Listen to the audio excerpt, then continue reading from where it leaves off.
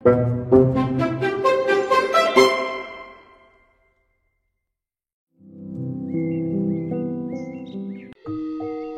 জঙ্গলে একটা বট গাছের নিচে মিনকি সারস আর টনি সারস নামে এক জোড়া থাকত। তারা একে অপরকে খুব ভালোবাসত। একদিন মিনকি সারস 3টে ডিম পারে। ভগবানকে ধন্যবাদ, আজ প্রথমবার তুমি ডিম দিয়েছো মিঙ্কি। আমার প্রথমবার মা বাবা হতে চলেছি, এটা তো মনে করেই আমার খুব খুশি হচ্ছে। কিছু দূরে একটা শেয়াল নিজের গুহা থেকে ওদের দেখছিল। আর আমারও এইটা ভেবে খুব আনন্দ লাগছে যে যখন ওই 3টে ডিম আমি খাবো কি মজাই না লাগবে। তখনই ওদের দুজনের কাছে মন্টু হাঁস আসে। আরে বাহ মিঙ্কি, 3টে ডিম দিয়েছো তুমি, তার মানে আমি কি মামা হতে চলেছি? হ্যাঁ মন্টু দাদা, তুমি মামা হতে চলেছ। আর বলো, কেমন আছো মন্টু হাঁস? খুব ভালো আইছি। এই পুকুরের অন্যদিকে গোল্ডেন মাছগুলো আটকে আইছে, তাই ভাবলাম বলে দিই। কি বললে? Golden fish? ওটা তো আমাদের দুজনের ফেভারিট, চলো গিয়ে ধরে আনি। ওরা দুজন ওদের ডিমকে ওভাবেই ওখানে ছেড়ে হাঁসের সাথে রওনা হয়। ওদিকে শেয়াল মুখে জল এনে ওই বাসার কাছে যায়। আমরা দুজন মা বাবা হব তো কি মজাই না হবে, আর হ্যাঁ আমি মামা হব তো দারুণ মজা হবে। দেখো তো খুব শখ হয়েছে, মা বাবা হবে আর মামাও হবে। এখন তোদের স্বপ্ন কিভাবে ভাঙি সেটা দেখ। এটা বলে ও এক এক করে 2টো ডিম খেয়ে ফেলে। বারে বাহ, কি দারুণ খেতে তো, গলাটা বেশ মসৃণ করে দিল। তারপর ও 3য় ডিমটাও খেয়ে ফেলে। বাহ, বেশ দারুণ। এতদিন কত ডিম খেলাম, কিন্তু মিনকি সারসের ডিমে তো আলাদাই স্বাদ পেলাম। কিছুক্ষণ পর যখন মিনকি আর টনি বাসায় ফেরে তো বাসা খালি পায়। আরে এই কি, আমার ডিমগুলো কোথায়? মনে হয় বদমাইশ জানোয়ার খেয়ে ফেলেছে। এটা দেখে মিনকির মন ভেঙে যায় আর টনিও উদাস হয়ে যায়। কিন্তু দূরে দাঁড়িয়ে শেয়াল এই সব কিছু উপভোগ করছিল। সারা রাত ওরা ঘুমোতে পারে না, আর এভাবেই সকাল হয়ে যায়। চলো মিঙ্কি, কিছু খেয়ে আসি, তারপর আবার ডিম দেবে তুমি। কতক্ষণ মন খারাপ করবে? কিন্তু আবার ডিম পাড়ার পর যদি কেউ খেয়ে ফেলে, তাহলে আমি নিজেকে ক্ষমা করব কি করে? এটা শুনি টনি ভাবে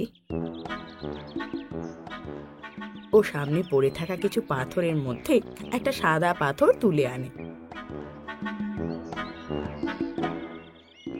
আর সেটাকে বাসার ভেতর রেখে দেয়।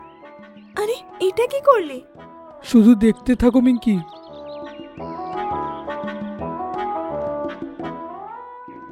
ও আবার যায় আরেকটা সাদা পাথর তুলে আনে আর সেটা কেউ বাসাতে রেখে দেয়। এই 2 পাথর ডিমের মতন দেখতে। এবার আমরা জেনে যাব যে আমাদের ডিমটা কে চুরি করেছে। ঠিক আছে, দেখি কি হয়। ওরা কিছু দূর এগিয়ে যায়, কিন্তু কিছু দূর এগিয়ে এক গাছের পেছনে দাঁড়িয়ে দেখতে লাগে। তখনই ওদিকে শেয়ালের ঘুম ভাঙে। Good morning everyone. আরে এখানে তো কেউ নেই, তো কাকে গুড মর্নিং উইশ করব? এটা বলে যে ওর নজর ডিমের উপর যায়, ওর মুখ হাসিতে ভরে ওঠে। ও দৌড়ে তখনই সেখানে যায়।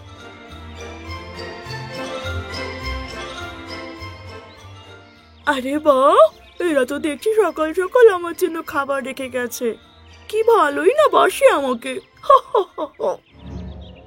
এটা বলি ও ঝট করে একটা মুখে তুলে নেয়। আরে ওর দাঁত ভেঙে যায় আর ও পাথরটাকে মুখ থেকে বাইরে ছুঁড়ে ফেলে। বাপরে, এটা একটা পাথর! এই সারসগুলো তো বেশ চালাক। কোনো ব্যাপার না, আমি পরের বার দেখে নেব। এখন যাই। এটা বলে ও নিচের গুহার ভেতর চলে যায়। বাপরে, এটা তো একটা শেয়াল, এর সাথে কি করে লড়াই করব আমরা? এখন তো মনে হয় মা বাবা হওয়ার ইচ্ছেটাই ছেড়ে দিতে হবে। আমাদের চেয়ে শক্তিশালী বলে আমরা হারাতে পারবো না, ব্যাপারটা কিন্তু তা নয়। আমাদেরকে বুদ্ধি দিয়ে তার সাথে মোকাবিলা করতে হবে। এটা শুনে মিনকি সারস খুব একটা কিছু বুঝতে পারে না, কিন্তু টনি সারস কিছু একটা বুঝেছিল। মিঙ্কি, আমার সাথে এসো। টনি সারস মিঙ্কিকে নিয়ে এক গুহার কাছে যায়, যার বাইরে একটা সিংহ বসেছিল। শেরখান, শেরখান, তোমার প্রাণের বিপদ আছে, শিগগিরই এখান থেকে চলে যান।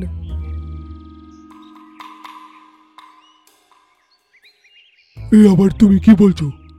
আমার প্রাণ আবার বিপদে কি করে হতে পারে? একটা লেকড়ে খুবই সাংঘাতিক, সব জানোয়ারদেরকে মেরে ফেলছে ও। এখন তো এটা বলছে সিংহের গুহায় ঢুকে ওকে ওখানেই মেরে দেব। একটা নেকড়ে? এটা শুনে শের খান এক মুহূর্ত চুপ থাকে, তারপর জোরে জোরে হেসে ওঠে। ঠিক আছে, নিয়ে আয় ওকে, আমি নিজের গুহায় অপেক্ষা করবো তার। দেখি শালা কে কাকে মারে। ঠিক আছে শেরখান, কালকে আমরা ওকে নিয়ে আসবো। এটা বলে দুজনে সেখান থেকে চলে যায়।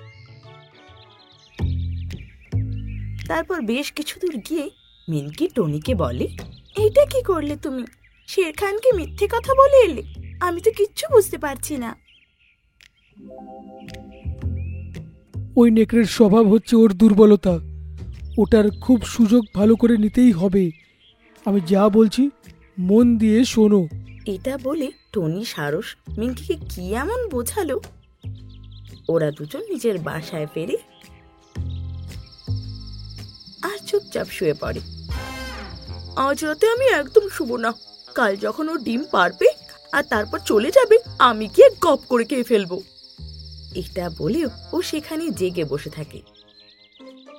ভোর হয় আর যে মিনকির চোখ খোলে অমনিও জোরে আওয়াজে বলে ওঠে, আচ্ছা শোনো না, ওঠো, আমি ডিম পারবো যে।